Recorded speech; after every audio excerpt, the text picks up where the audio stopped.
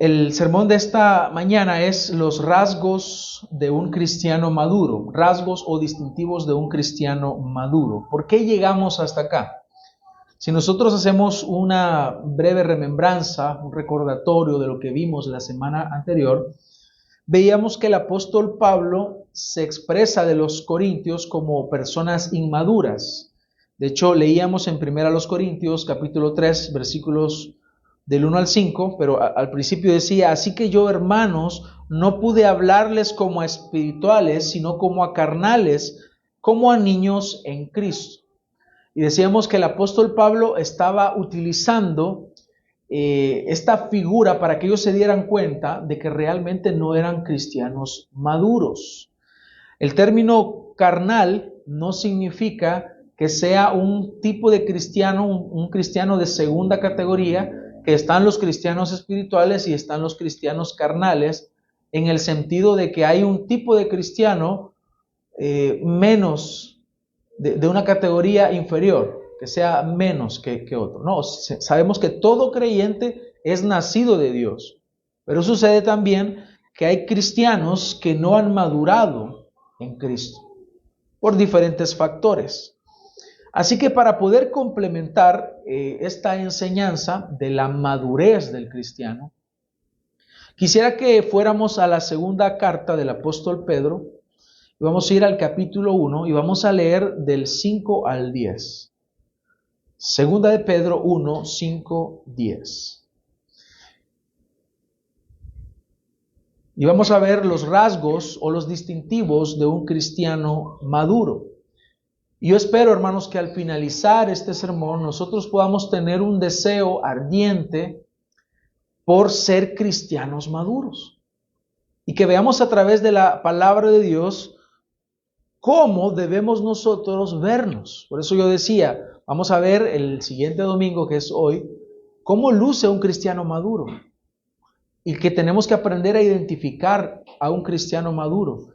Y cuando nosotros vemos en nosotros mismos rasgos que no son de acuerdo a lo que es un cristiano maduro, entonces podamos despojarnos de cualquier hábito, de cualquier práctica o de cualquier manera de manifestar esa inmadurez y hacer algo por crecer en el Señor.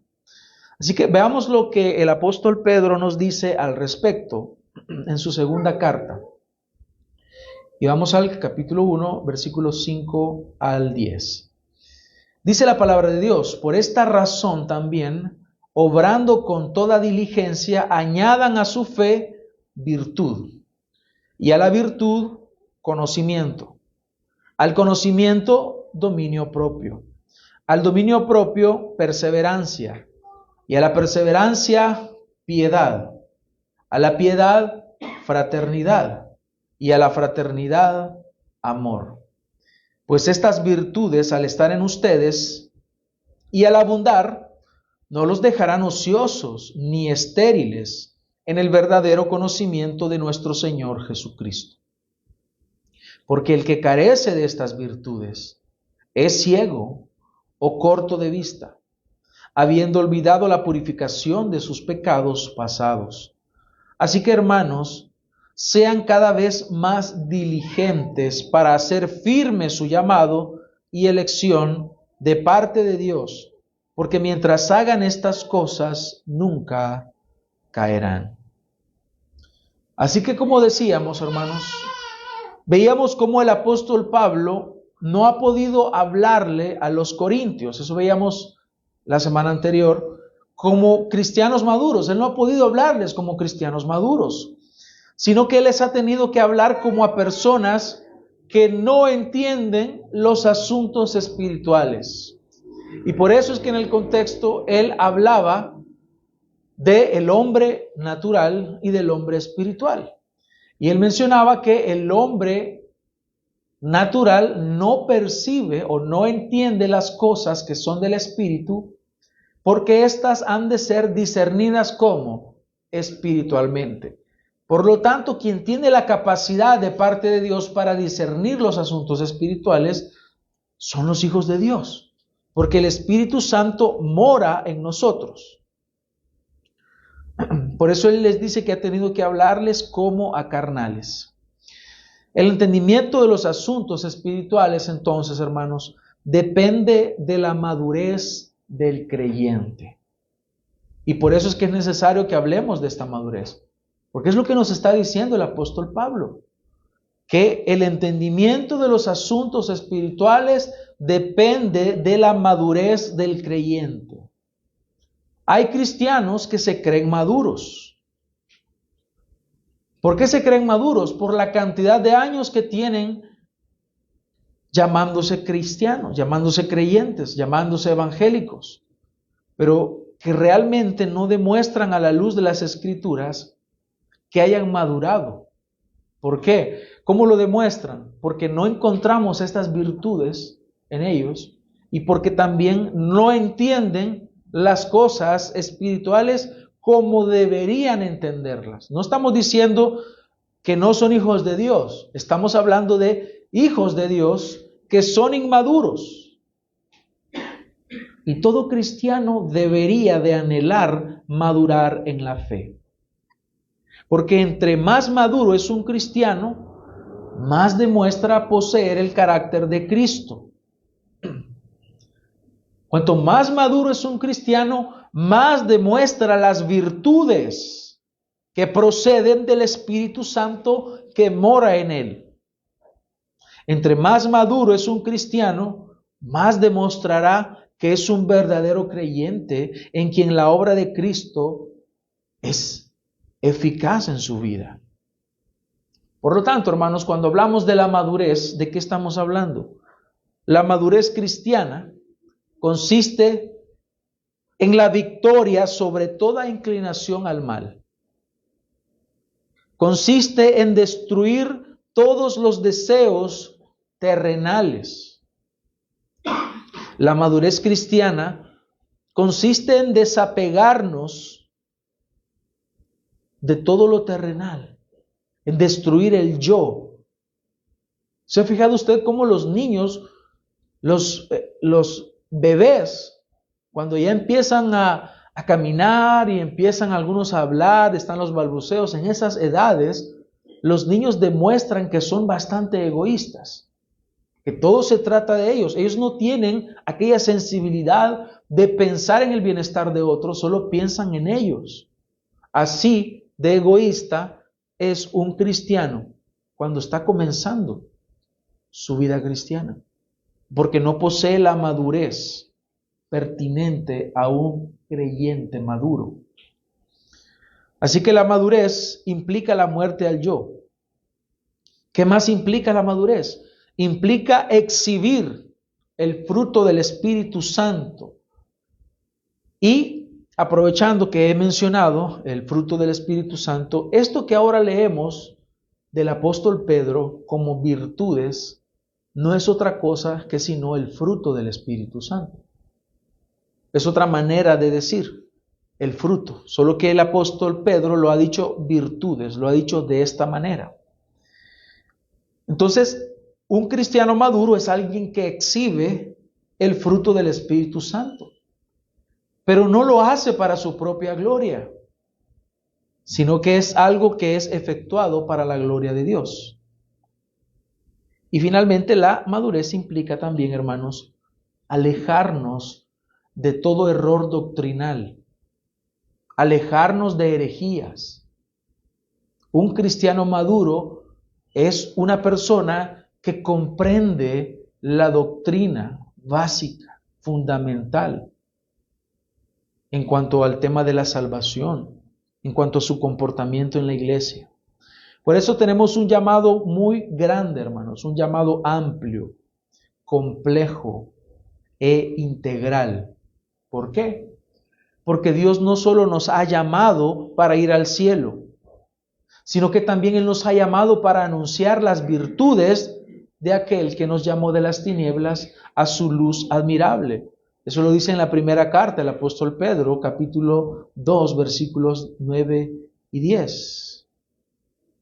Así que todas estas virtudes ya están en el nuevo creyente, pero son como semillitas que han sido sembradas en un terreno que es fértil. Pero estas semillas, a medida que el creyente se va vaciando de lo malo y se va despojando de todo lo terrenal, va dando lugar para que esa semilla vaya creciendo. Esa semilla ya está en el creyente, pero es necesario regar esa semilla. Si no regamos esa semilla no crece. Se queda como una plantita muy pequeña. Y cuando usted ve esa plantita que ha sembrado y que empieza a dar, bueno, a los que les gusta sembrar, ven esa alegría que sienten cuando empieza, o cuando usted llevó una planta y está viendo y usted dice, se pegó, y se alegra porque va viendo esa plantita. Pues si usted no tiene cuidado, va a llegar el niño y va a tirar la pelota ahí. La va a arrancar. Si usted no tiene cuidado y no la riega, no va a crecer. Por lo tanto, necesitamos ser diligentes en eso, hermanos. Por eso usted necesita quitar la maleza, regar esa planta, esforzarse, vigilarla, cuidar que le dé el sol, que sea alumbrada con ese sol que es necesario para el crecimiento de esa planta. Es ahí donde vemos la importancia de los medios de gracia.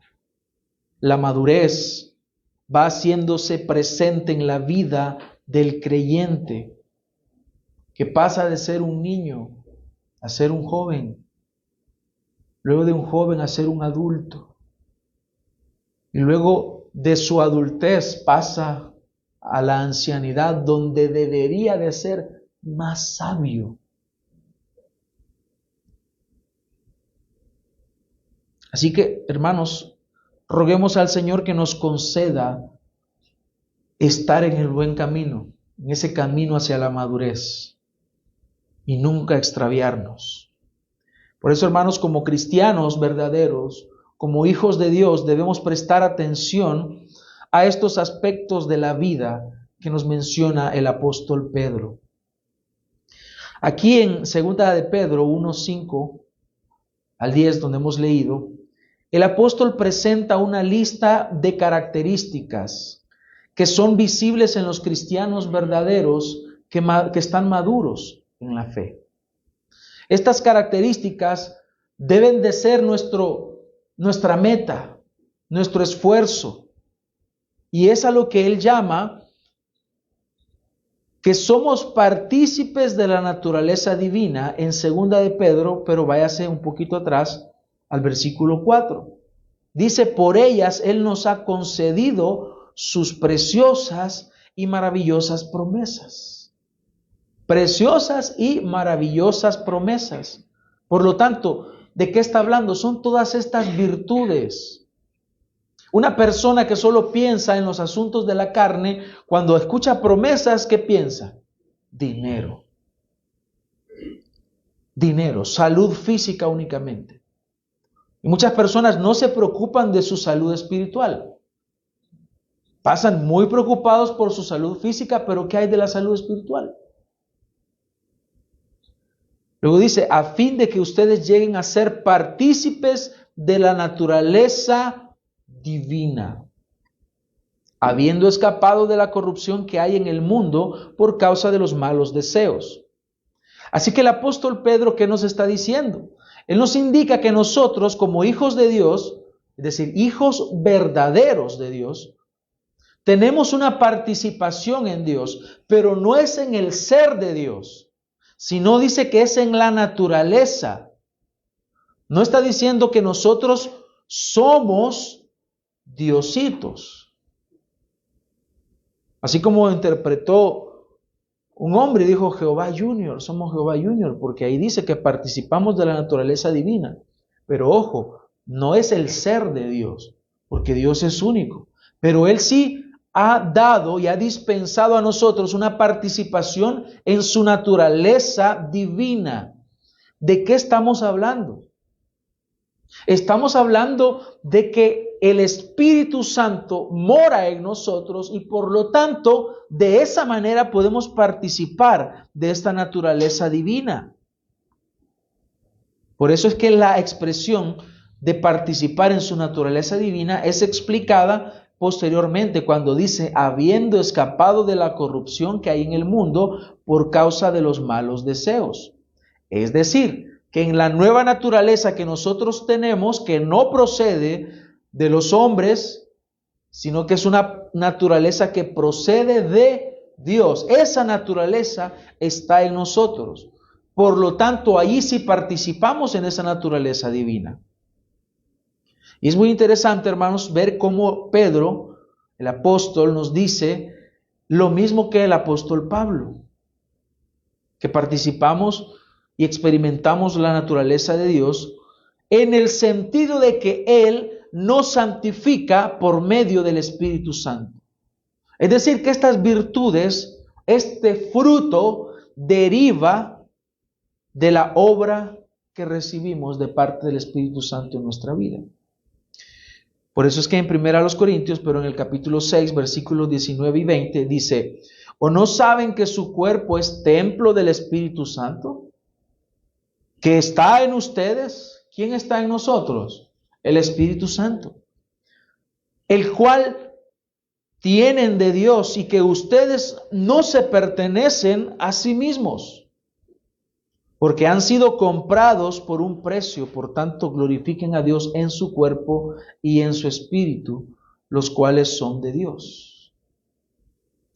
Calvino lo decía de esta manera, y estoy consciente de ello, puede malinterpretarse, pero no lo dice de la manera que lo dicen los falsos maestros, distorsionando la verdad. Dice Juan Calvino, señalemos entonces que el fin del Evangelio es lograr que eventualmente seamos conformados a Dios y, si podemos decirlo así, deificarnos. Pero él está hablando en el sentido de lo que, como lo dice el apóstol Pedro, participamos entonces de esta naturaleza divina. Ahora, ¿por qué he tocado esto, hermanos? Porque las virtudes que nosotros debemos anunciar proceden de Cristo, no son nuestras. Todo lo que nosotros debemos de vivir en Cristo es en la fe del Hijo de Dios, procede de Dios, quien nos ha dado el Espíritu Santo, y por lo tanto como creyentes, aunque veamos lo complicado y lo difícil que es, esto es posible por medio de la ayuda del Espíritu Santo. Así que participamos de la naturaleza divina porque el Espíritu Santo mora en nosotros y Él mismo nos capacita. A eso es lo que llamamos madurar en la fe. Mostrar eso, evidenciar eso. Pero eso no se hace sin un esfuerzo. Ahora, retornemos al texto. Nuestro texto base va a ser 2 de Pedro 1 del 5 al 10. Habiendo entendido lo anterior, que es la introducción a esta sección, leamos. Dice, por esta razón también, obrando con toda diligencia, añadan a su fe virtud. ¿Qué es primero? ¿La diligencia, la fe o la virtud? Dice, ¿añadan a qué? Añadan a su fe. O sea que la base es la fe. La fe ya tiene que estar. A la fe vamos a añadir la virtud. Pero es importante que entendamos que hay que obrar con diligencia. Cada uno de estos aspectos los vamos a ver. Entonces yo he englobado de forma general 3 rasgos acá, o 3 distintivos de un creyente maduro. El primer rasgo, por obvias razones, va a ser la fe, porque sin fe no se puede todo lo demás. Entonces el primer distintivo que vamos a ver es la fe. El segundo que vamos a ver es la diligencia. Y en última instancia vamos a ver la virtud. Así que cuando usted escuche virtud, usted deberá entender la excelencia en el vivir. son excelencias, es una manera virtuosa de vivir de acuerdo al Señor. Cuando nosotros leemos estos versículos en algunas traducciones de la Biblia, como la Reina Valera 60 o la NBI o la Nueva Biblia de las Américas, se usa la palabra añadir, añadir. Y podríamos pensar que es un añadir que va a venir después y que a partir de cierto momento nosotros podamos incorporar estas virtudes. Sin embargo, hay otras traducciones, como la Nueva Traducción Viviente o aún la Reina Valera Antigua, traducen el término, en vez de añadir, complementar o mostrar. ¿Por qué se refiere a mostrar estos rasgos? Por eso la palabra añadir de esta forma no sería la mejor, a menos que realicemos una explicación concerniente a este término para no alterar el significado propio del autor, que es el apóstol Pedro. Así que el significado correcto de estos pasajes es que un cristiano espiritualmente maduro debe de esforzarse por crecer en todos estos aspectos, es decir, que muestre todos estos distintivos. No es añadir una cosa y luego la otra. No es que primero yo debo de desarrollar uno y cuando yo diga, bueno, ya estoy listo para el siguiente rasgo. No, porque Dios nos llama a crecer de forma integral. Nuestros hijos, bueno, nosotros como cuando estamos bebés, vamos creciendo y en principio un bebé es cabezón. Un bebé es cabezón, usted ve una desproporcionalidad cuando le ve las manos chiquitas, los brazos cortos, las piernas cortas, sus pies pequeños y lo mira cabezón al bebé. Pero uno lo mira bonito.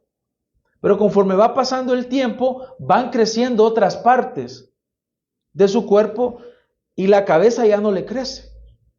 Sí hay un crecimiento, obviamente, pero ya empieza todo a crecer proporcionalmente. Entonces, la imagen evidentemente nos está diciendo que nosotros tenemos que crecer integralmente. Luego, hay una proporcionalidad en el cuerpo que es propia de los seres humanos. Entonces, no es que el bebé va a seguir creciendo cabezón y cabezón. Y luego las otras partes del cuerpo no, sino que tiene que crecer de manera que evidencie una proporcionalidad propia de los seres humanos. O un árbol, por ejemplo. Un árbol no crece solo sus raíces para abajo y la parte de arriba se queda pequeña, sino que va creciendo la parte visible externa y van creciendo también sus raíces, crecen sus ramas, crecen sus hojas. No podemos entonces creer que debemos desarrollar una de esas virtudes y las otras anularlas o dejarlas a un lado, sino que debemos esforzarnos, hermanos, por crecer de forma integral, no solamente añadir un rasgo luego de otro. En el griego, la palabra que se utiliza, que es pareisfero, significa llevar al lado o meter simultáneamente. Por eso, no estamos hablando de algo que viene después.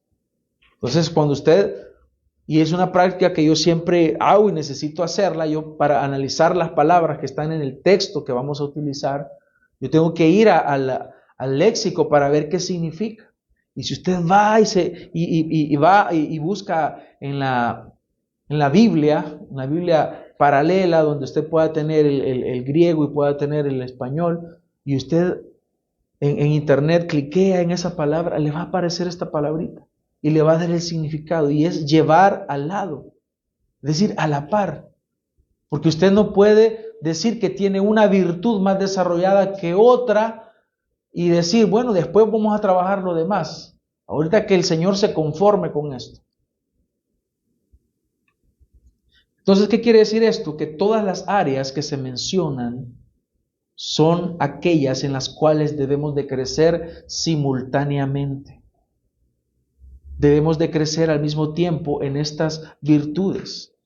Son complementarias en el sentido de que una va a existir y va a existir otra de las que se mencionan.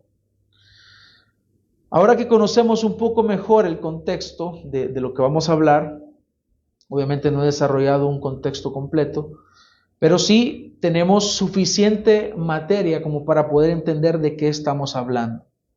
El apóstol Pedro está hablando de desarrollar esos rasgos distintivos de un creyente maduro. Vamos a empezar con el primero, y el primero que observamos en este texto es la fe. El primer distintivo de un cristiano maduro es la fe. Cuando la Biblia nos habla acerca de la fe, puede referirse tanto a conocimiento doctrinal, por ejemplo, en la fe que se menciona en Judas 3, dice: amados, por el gran empeño que tenía en escribirles acerca de nuestra común salvación, he sentido la necesidad de escribirles, exhortándolos a luchar ardientemente por la fe, que de una vez para siempre fue entregada a los santos. Pero también la fe se utiliza en términos de la confianza y el creer en cuanto a lo que Dios es en su palabra. Por ejemplo, Hebreos 11:6 dice: y sin fe es imposible agradar a Dios. Usted necesita creer en Dios. Ahora, ¿de qué está hablando acá? El mismo texto nos dice: porque es necesario que el que se acerca a Dios crea que Él existe y que recompensa a los que lo buscan.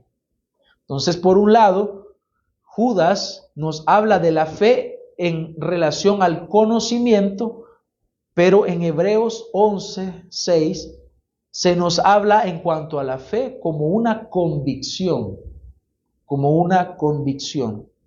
Y usted como hijo de Dios necesita tener eso. Si no, usted no es un hijo de Dios. Usted necesita conocimiento y también necesita convicción. Muchas personas hoy poseen una convicción, pero que esta convicción no se basa en el conocimiento de la palabra de Dios.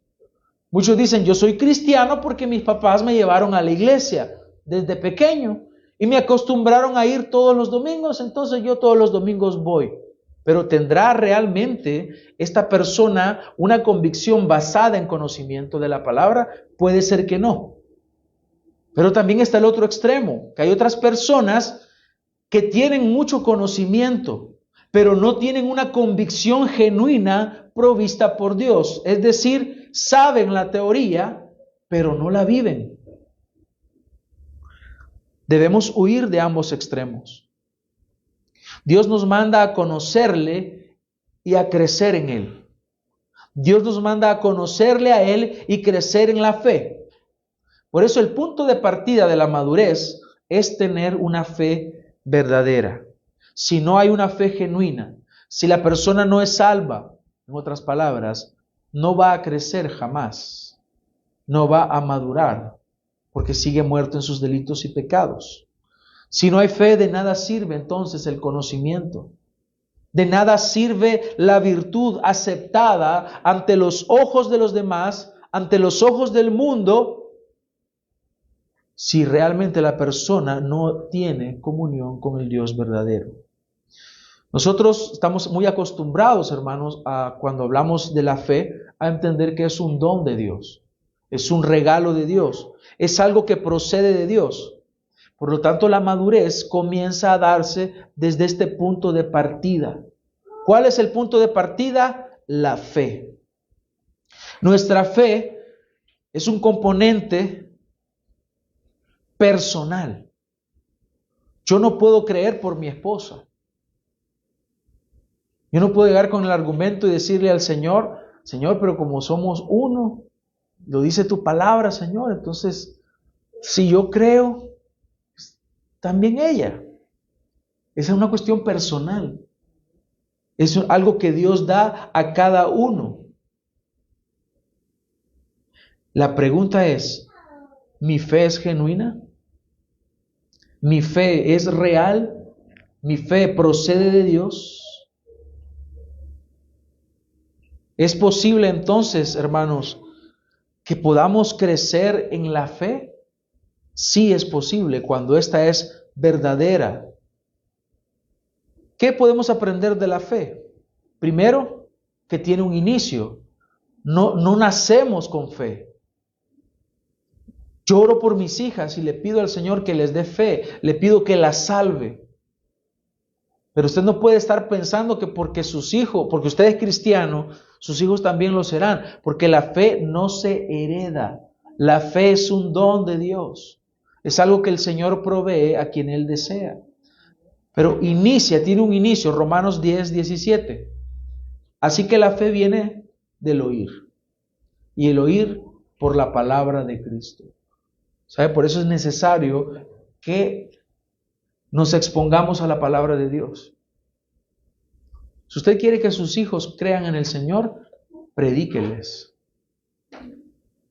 Predíqueles.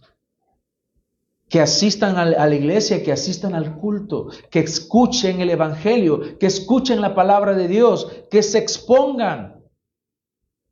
Si no, nunca van a creer, porque la fe viene por el oír y el oír por la palabra de Dios.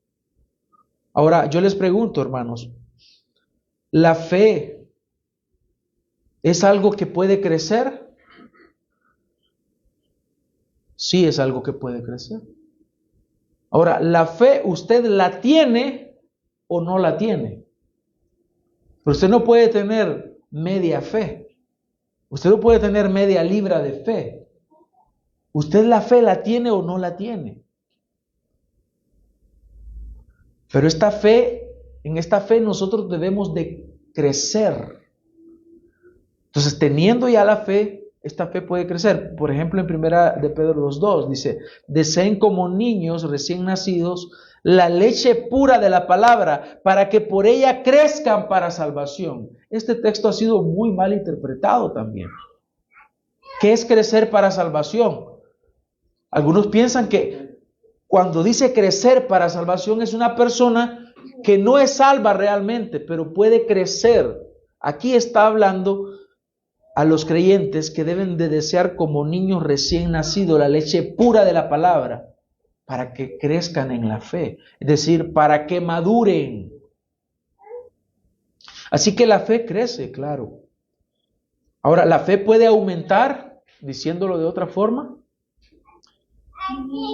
¿Creen ustedes que la fe puede aumentar? En Lucas 15:5 los apóstoles dijeron al Señor, aumentanos la fe. Entonces la fe sí puede aumentar porque puede crecer. Pero al mismo tiempo yo le hago la pregunta, ¿la fe que puede crecer, que puede aumentar, la fe puede ser perfeccionada? Sí. Vamos a Santiago 2:21, dice, ¿no fue justificado por las obras Abraham nuestro padre cuando ofreció a su hijo Isaac sobre el altar? Ya ves que la fe actuaba juntamente con sus obras y como resultado de las obras la fe fue perfeccionada. Entonces, la pregunta, ¿la fe puede ser perfeccionada? Claro que sí. Puede ser perfeccionada. Y se cumplió la escritura que dice, y Abraham creyó a Dios y le fue contado por justicia y fue amigo de Dios. Entonces la fe puede crecer, la fe puede aumentar, la fe puede ser perfeccionada. Todo esto es sinónimo de crecer. Crecer, estamos llamados a crecer. El cristiano debe de desear, debe de anhelar crecer en su fe, que implica conocimiento y convicción. Usted debe de crecer en conocimiento, por eso está aquí. Por eso usted lee la Biblia todos los días. Pero también ese conocimiento le debe de llevar a aumentar su convicción. de que lo que usted está estudiando en la palabra de Dios es realmente cierto. Porque muchos leen la Biblia, pero no creen lo que leen. ¿Y cómo demuestran que no creen lo que leen? Porque no lo viven. Pero por último, esta fe es notoria. Claro que la fe tiene que ser notoria.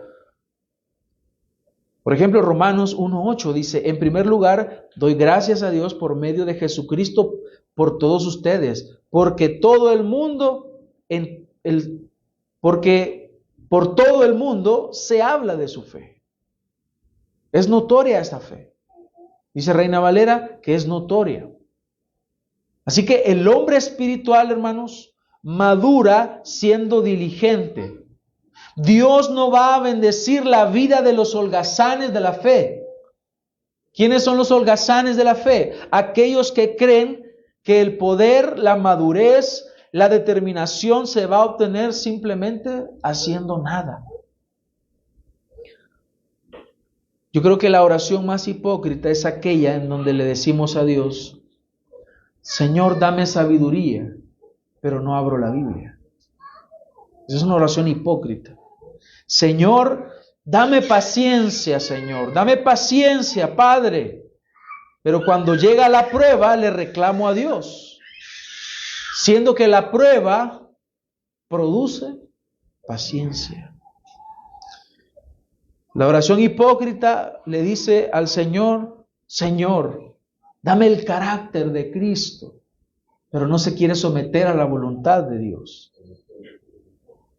Señor, quiero madurar, pero no estoy dispuesto a conocer la palabra de Dios y a obedecerla. Por eso, hermanos, no oremos así. No oremos así. Si usted le dice, Señor, dame sabiduría, ¿qué tiene que hacer usted? Lea la palabra. Señor, yo quiero ser sabio en mi manera de vivir. Lea la palabra.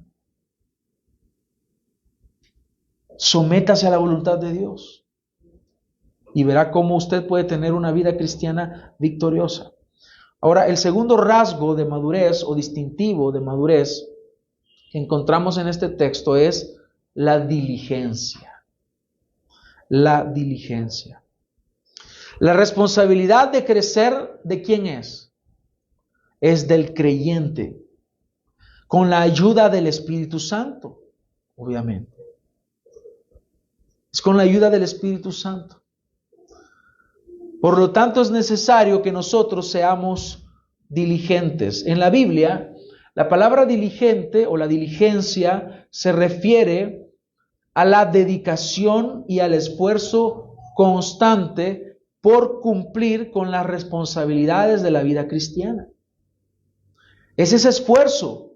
Hermanos, si queremos crecer en la fe, si queremos ser maduros, debemos esforzarnos.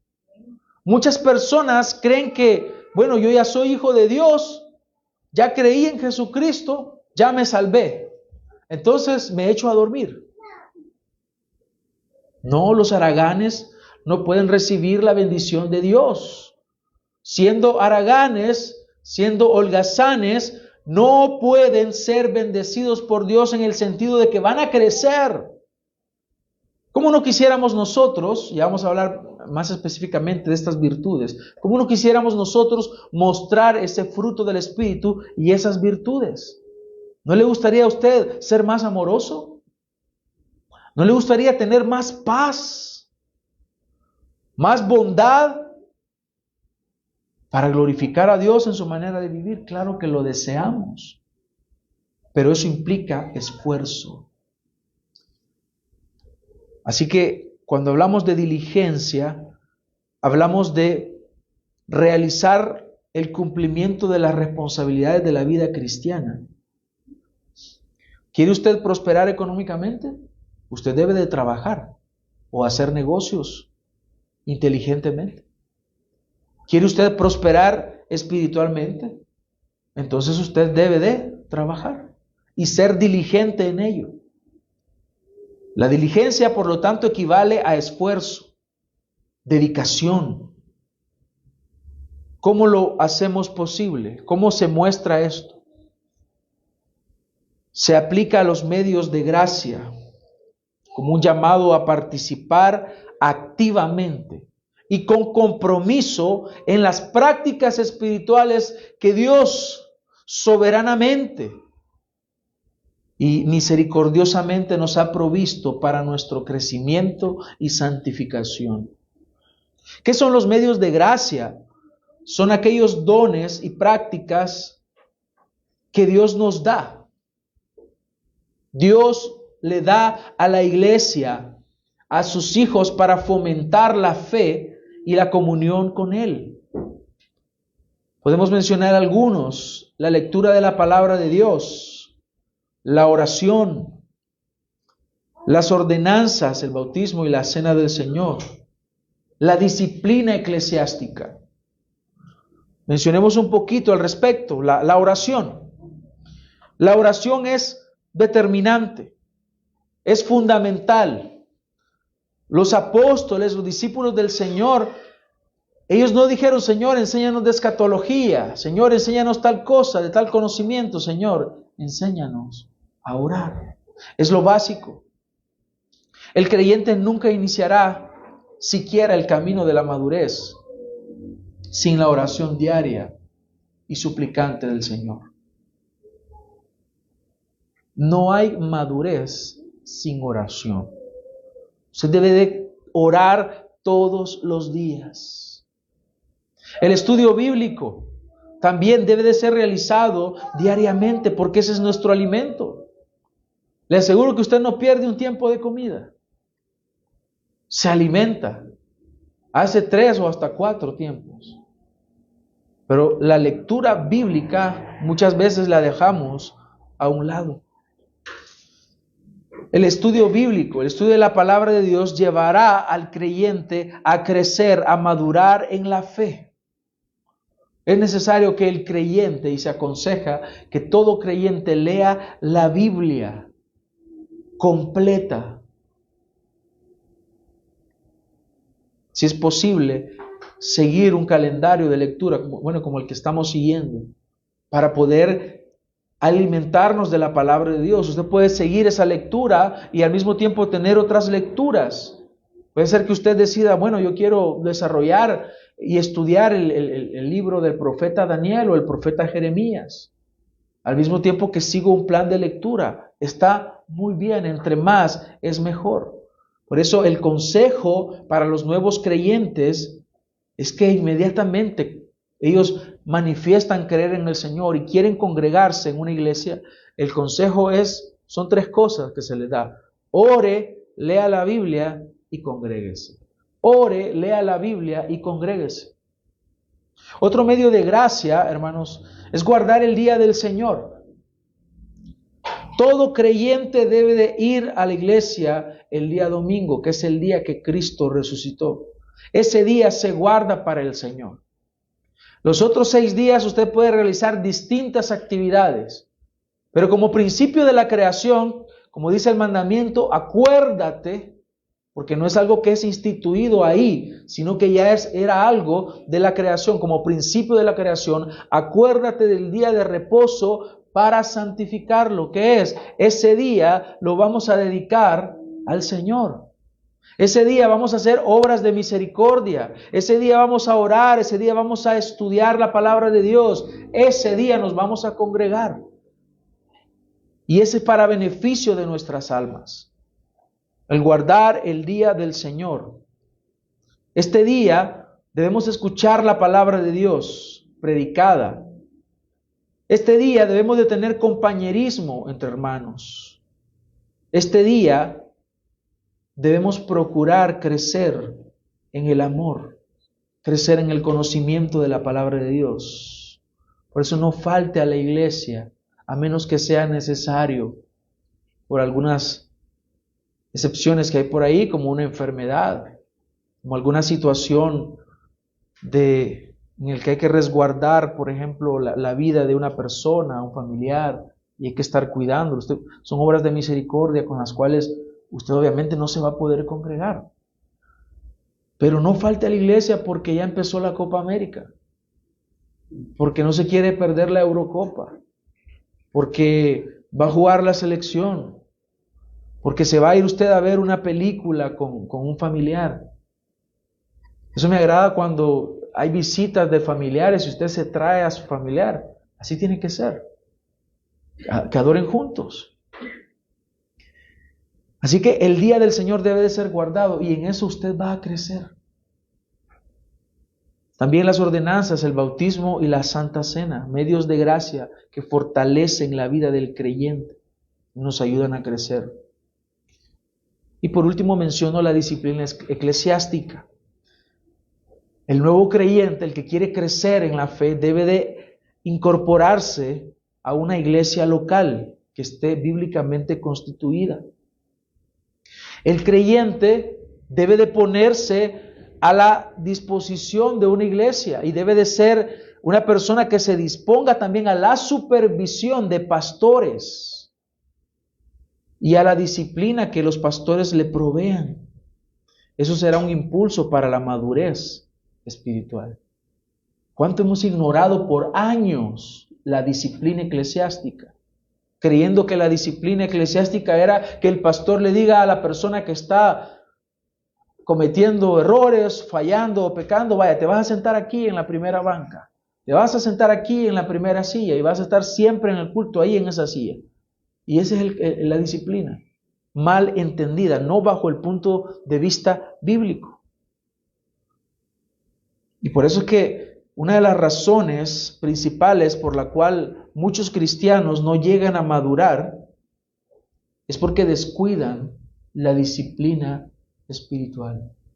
Descuidan la lectura, la oración, el congregarse. Descuidan la participación de las ordenanzas. En todo esto que he mencionado, usted debe de entender algo, que debe de ser diligente en eso. Y el Señor lo entiende. Claro que el Señor sabe que a usted le va a costar orar. Le va a costar mucho. No le cuesta estar 2 horas viendo una película. ¿Verdad que no le cuesta? Pero leer la Biblia y orar va a representar cierta dificultad. Pero el Señor les dijo a sus discípulos, el espíritu a la verdad está dispuesto, pero la carne es débil. Por eso allí necesita aplicar mayor esfuerzo y mayor diligencia. Si usted no está creciendo entonces, y Dios ya le ha dado los medios de gracia, y si usted no está madurando, no es culpa del Espíritu Santo, es culpa suya, y debe de aceptarlo, porque los medios están ahí, para que usted disfrute de ellos, para que usted conozca más al Señor y pueda crecer.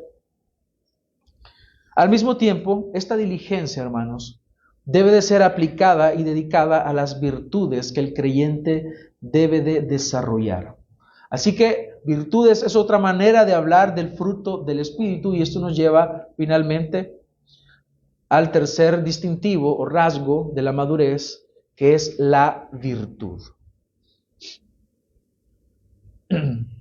Los cristianos que son maduros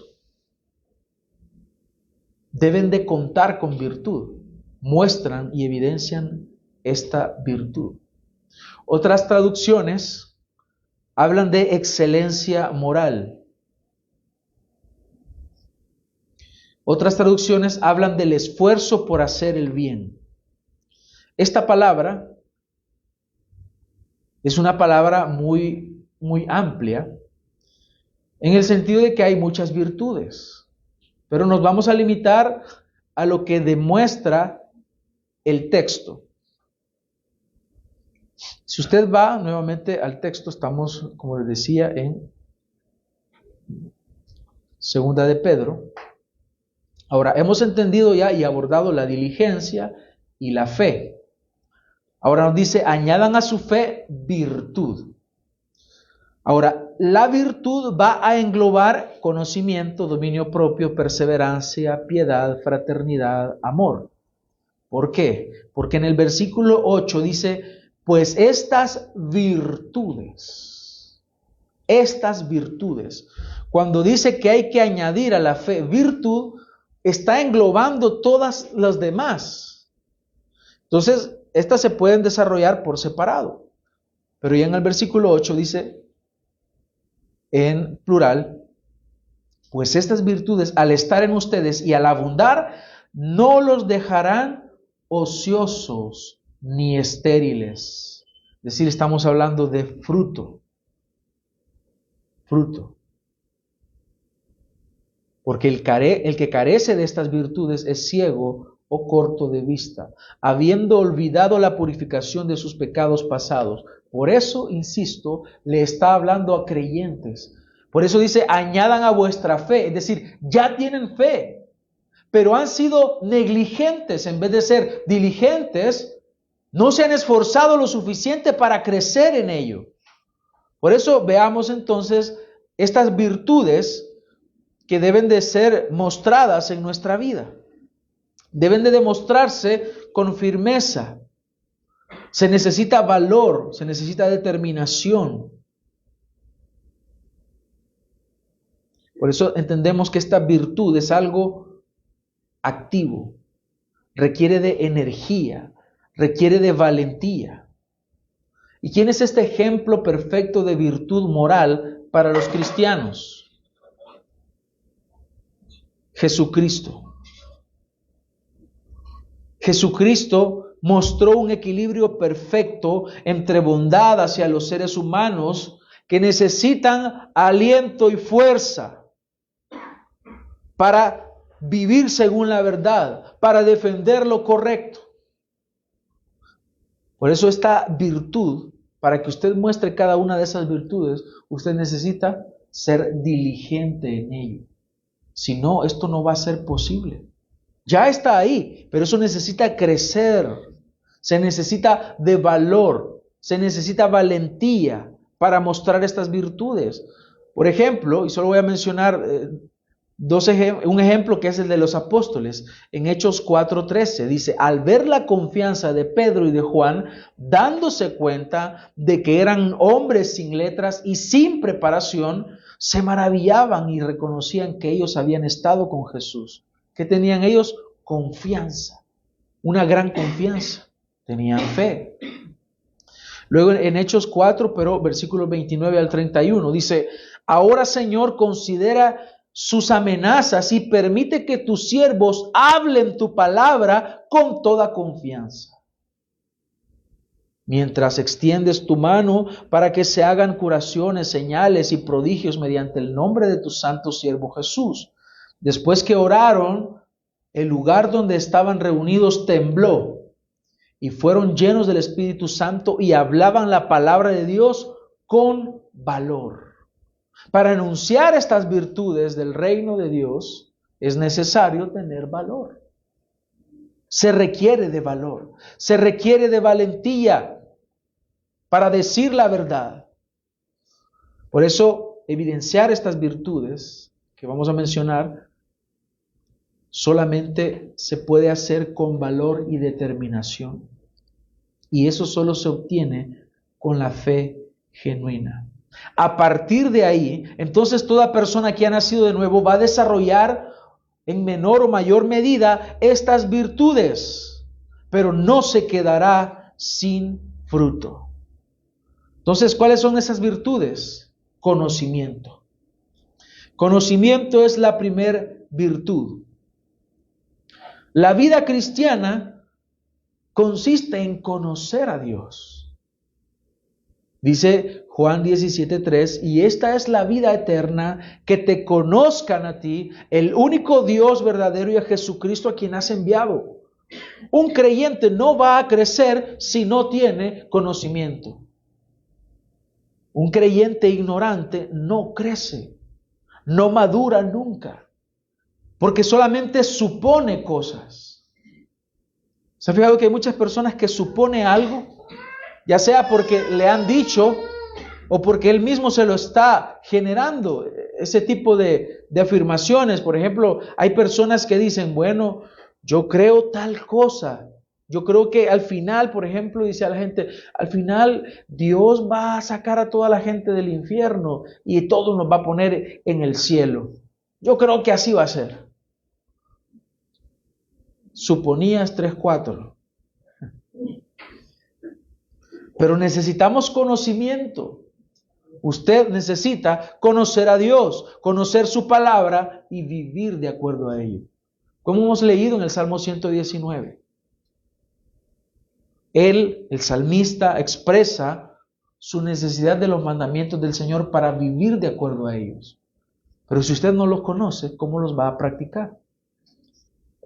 En la Gran Comisión se le manda a los discípulos a que enseñen todas las cosas que Él ha enseñado, que enseñen a guardar todas las cosas. No inventarse una religión, no inventarse la adoración. ¿Qué es lo que debemos de predicar? ¿Qué es lo que debemos de creer? ¿A qué nos vamos a sujetar? A la palabra de Dios. Entonces, conozca la palabra de Dios. Esa virtud de la cual se expresa acá es el conocimiento. Hay otra virtud, en segundo lugar. ¿Cuál es? Decía el apóstol en versículo 6, al conocimiento, dominio propio. ¿Qué virtud necesitamos mostrar? Dominio propio. ¿Qué es el dominio propio? Vemos en 2 de Timoteo 1:7, porque no nos ha dado Dios espíritu de cobardía, sino de poder, de amor y de dominio propio. Dominar las emociones, dominar los deseos, las intenciones, las acciones, dominar la mente porque está sujeta a la palabra de Dios, por cuanto ha adquirido conocimiento. El conocimiento de la palabra de Dios hace que nosotros tengamos dominio propio. El cristiano maduro sabe dominarse. Sabe callar cuando debe de callar. Sabe hablar cuando debe de hablar. El cristiano maduro sabe sujetarse a las autoridades cuando tiene que sujetarse. Pero también el cristiano maduro sabe desobedecer y desacatar cuando la autoridad está demandando algo que se opone a lo que Dios ya ha dicho.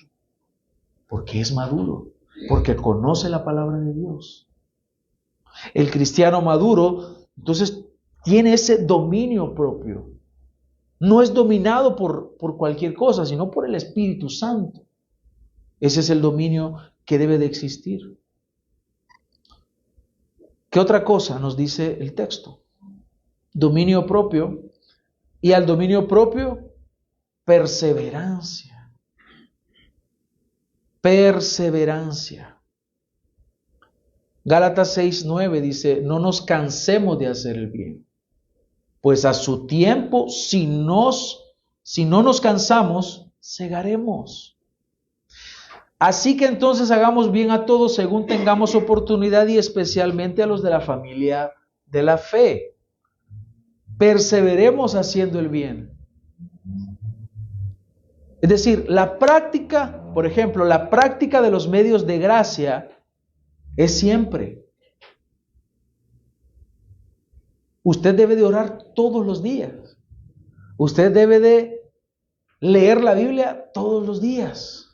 Depender de Dios todos los días. Usted no puede decir, bueno, yo la semana pasada hice lo bueno, hoy no. Esta semana me voy a relajar. Usted no puede decir, bueno, yo ya oré ayer. Hoy no voy a orar porque ya oré ayer. Decía un hermano, la oración de ayer era para ayer. Y la oración de hoy es para hoy, porque hoy necesito de Dios. Entonces, el creyente maduro persevera, sigue, insiste, continúa. No se queda ahí. Bueno, ya leí. Ya fui un domingo a la iglesia en el mes. Persevera. ¿Sabe quiénes se quedan ahí? Los apóstatas. ¿Cuál es el camino a la apostasía? Si este es el camino de la madurez, el camino a la apostasía es dejar de hacer todo esto. No ora, no lee, no se congrega. Lo más notable es cuando dejan de congregarse. Eso es lo más notable. Pasaron 3, 4 meses, usted no lo vio. Ahora, usted no sabe si está leyendo, pero que está siendo rebelde al congregarse, usted sí lo sabe. Yo no puedo decir, o yo no puedo irme a meter a su casa para ver cuánto tiempo está orando. Es algo personal. Pero lo que es notorio es cuando la persona ya dejó de congregarse. Quiere decir que está en el camino a la apostasía. Pero el creyente persevera. El creyente maduro es perseverante, insiste. Ora, ora, ora. Piedad es la siguiente virtud. 1 Timoteo 4:8 dice, porque el ejercicio físico aprovecha poco, pero la piedad es provechosa para todo, pues tiene promesa para la vida presente y para la vida futura. ¿Qué es en este sentido la piedad? Es la devoción cristiana, es la devoción evangélica. Es decir, que es una persona que vive lo que ya conoce, lo pone por obra, lo practica. Y hay personas que son dirigentes en el ejercicio físico. No dice que no tiene provecho. Dice que el ejercicio físico aprovecha poco. Claro, usted puede mantenerse saludable y es necesario. Pero ¿qué hay de la parte espiritual? Pero la piedad es provechosa para todo.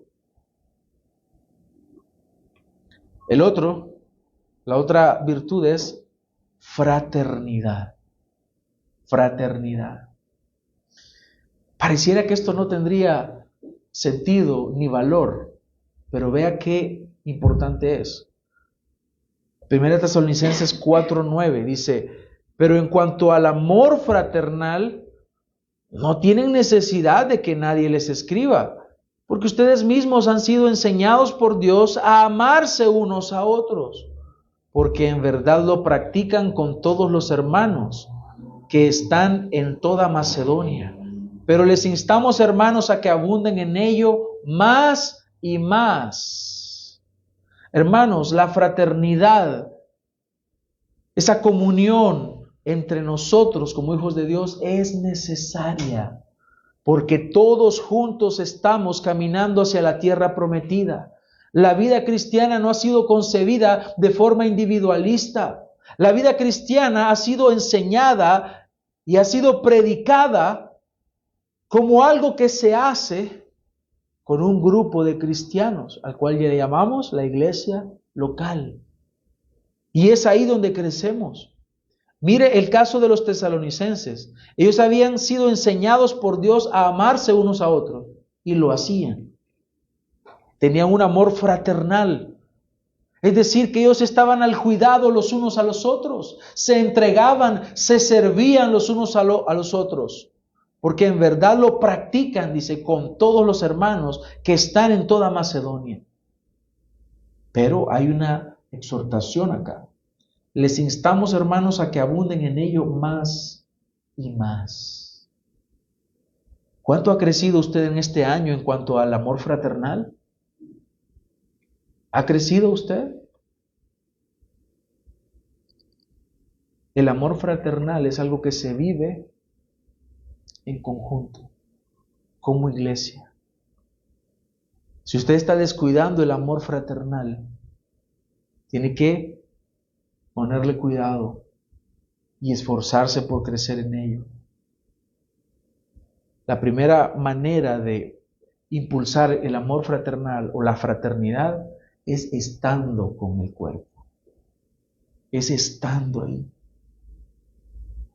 No ser un miembro ausente, es estando ahí, estar cerca.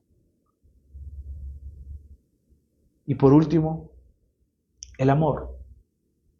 Añadan amor, practiquen el amor. Juan 13:34 dice, un mandamiento nuevo les doy, que se amen los unos a los otros.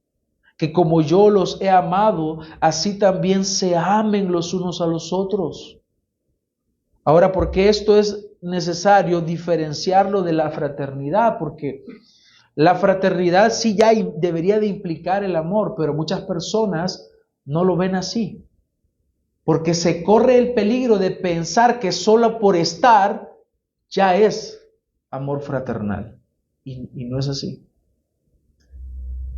Por eso el Salmo 133 dice, mirad cuán bueno y delicioso es habitar los hermanos juntos y en armonía.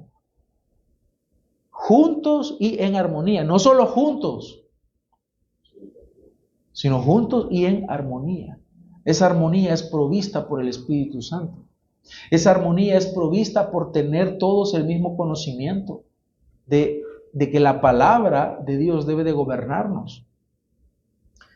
En esto nos damos a conocer. En esto conocerán todos que son mis discípulos, si se tienen amor los unos a los otros. Estas virtudes, hermanos, deberían estar en nosotros.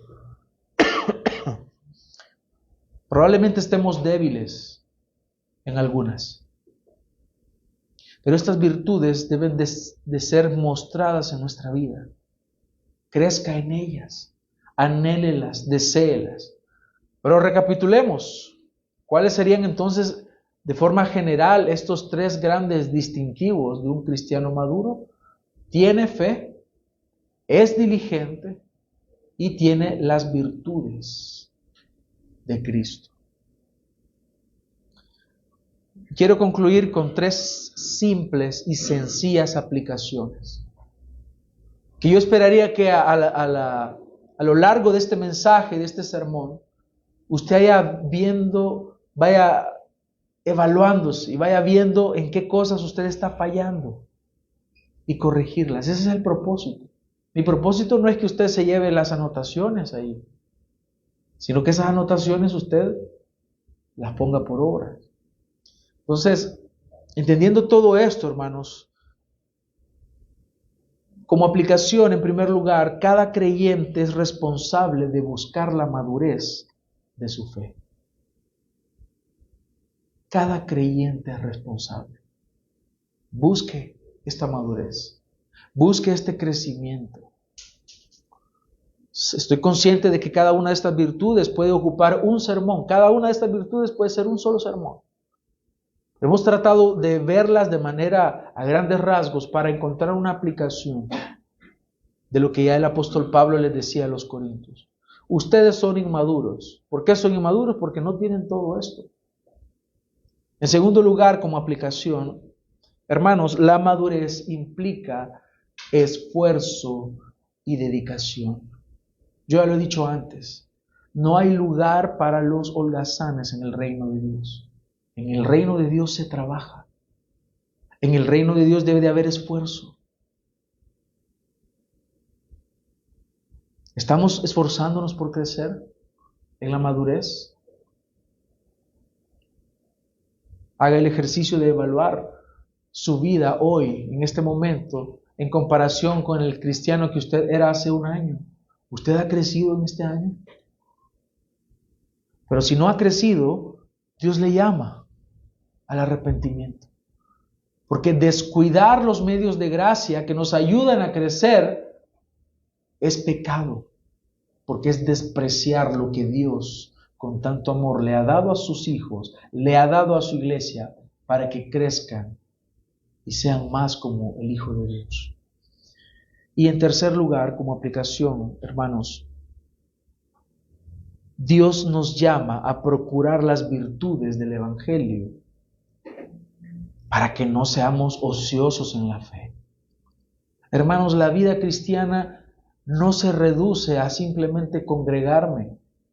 Ya hemos dicho que es importante congregarnos, pero la vida cristiana usted la vive en su casa todos los días, en su trabajo, en su lugar de estudios, en el lugar donde usted esté, ahí usted debe de procurar mostrar estas virtudes. Si no han crecido en usted, Dios le llama a ser diligente, pero procúrelas, búsquelas, deséelas. ¿Para qué? Para que Cristo sea exaltado, no para que la gente diga, wow, qué cristianazo es, wow, qué ejemplo de hombre.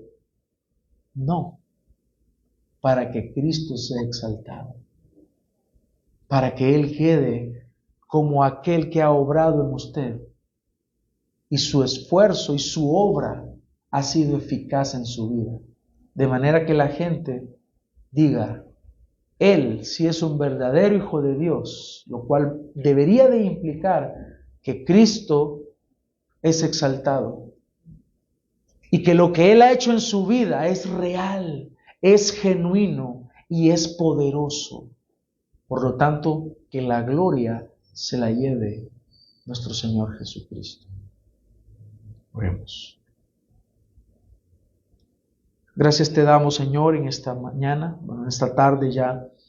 Tenemos esta oportunidad, Señor, de congregarnos. Te agradecemos, Señor, por lo que haces en nuestra vida. Te agradecemos, Señor, porque día con día, a través de tu palabra, podemos encontrarnos contigo, con estas verdades, para que seamos transformados según esta verdad, según esta enseñanza. Te ruego, Señor, que nos des la fuerza